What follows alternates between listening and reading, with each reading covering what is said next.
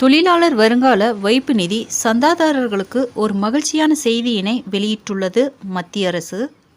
2024-25 நிதியாண்டிற்கான வருங்கால வைப்பு நிதிக்கு 8.25% வட்டி விகிதத்தை வழங்க நிதியமைச்சகம் அதிகாரப்பூர்வமாக அங்கீகரித்துள்ளது. இதன் மூலம் நாடு முழுவதும் உள்ள 7 கோடிக்கும் அதிகமான தொழிலாளர்களுக்கு அவர்களின் PF கணக்குகளில் வட்டித்தொகை விரைவில் வரவு வைக்கப்படும் என தெரிவிக்கப்பட்டுள்ளது.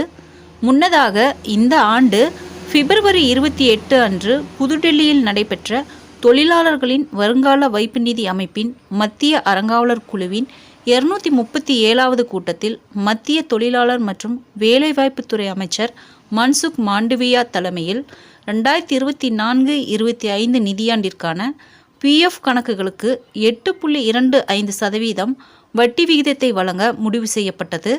இது முந்தைய நிதியாண்டில் வழங்கப்பட்ட அதே வட்டி விகிதமாகும்.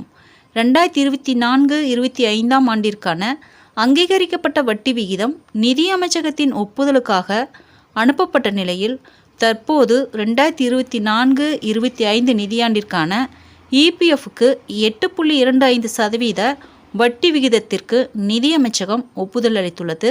மேலும் தொழிலாளர் அமைச்சகம் வியாழக்கிழமையன்று EPFOக்கு இது தொடர்பான தகவலை அனுப்பியுள்ளதாக தொழிலாளர் அமைச்சக அதிகாரி ஒருவர் PTIயிடம் தெரிவித்துள்ளார்.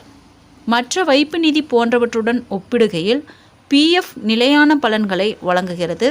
2023-24 நிதியாண்டில் EPF வட்டி விகிதம் 8.15% இருந்து 8.25% சற்றே அதிகரிக்கப்பட்டது.